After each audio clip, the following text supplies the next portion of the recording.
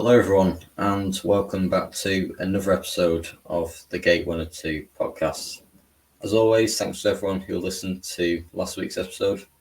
That's still available on Spotify and YouTube if you want to catch up on that.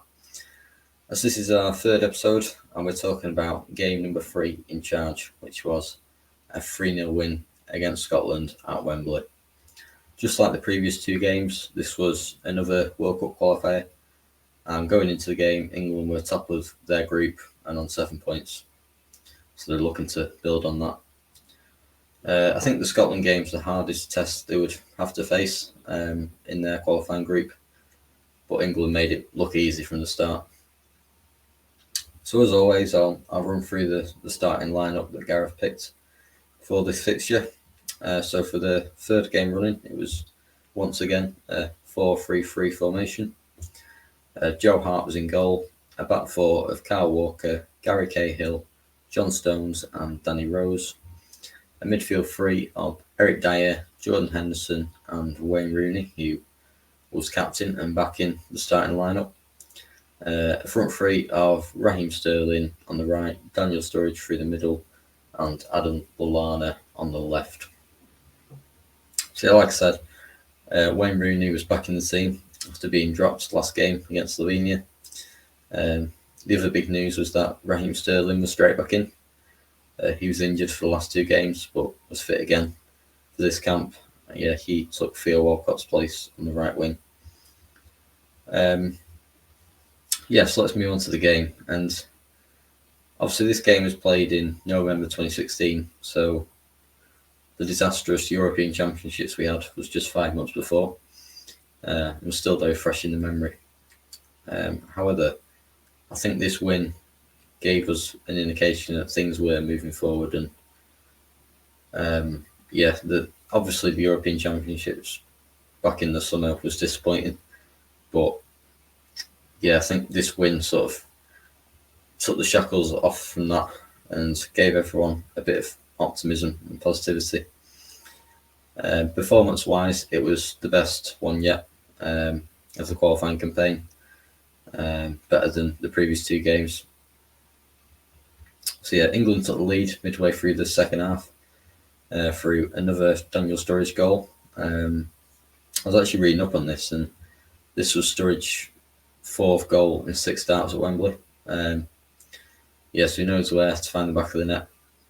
I think the way Gareth had Sturridge as the striker and then two creative players either side of him worked quite well.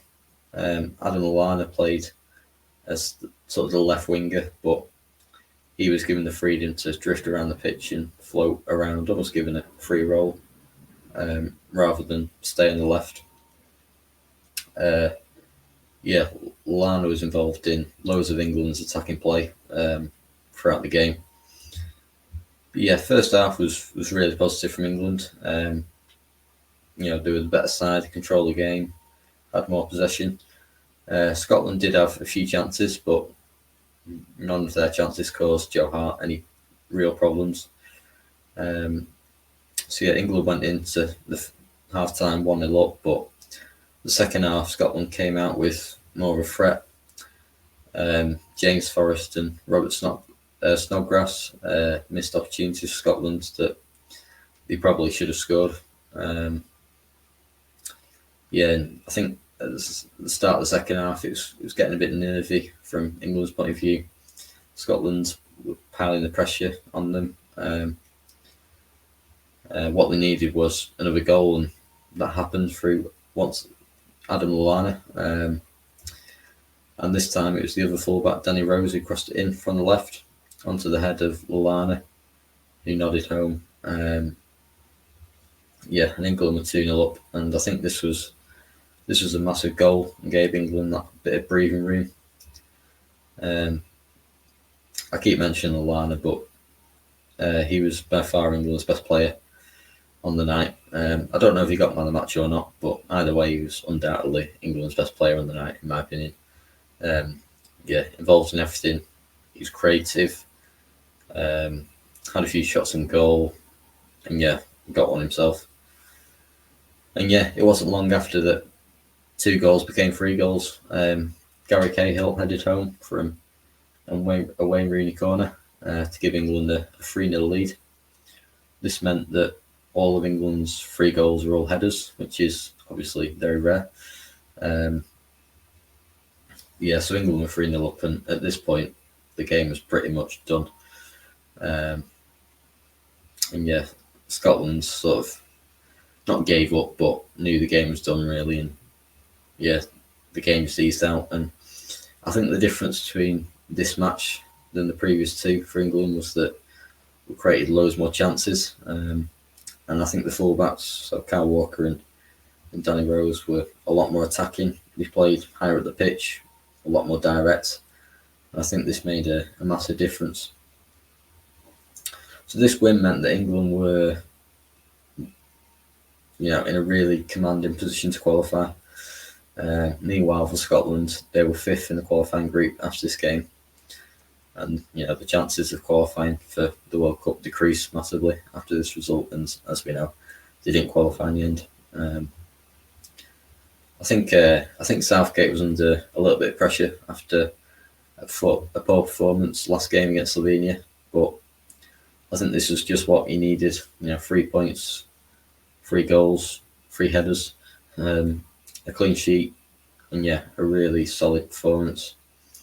And I think after this game, it was almost inevitable that he was going to get the job on a permanent basis, that was confirmed just a few days after that he was going to be the permanent manager.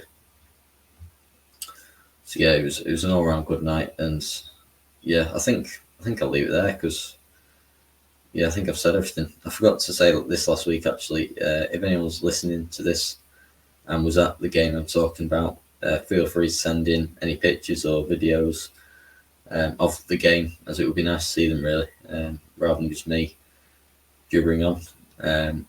I'll be back next week to discuss the next game following on from this in a friendly against Spain at Wembley once again. So please tune in for that. So that just leaves me to say thanks for listening, and I'll see you all later.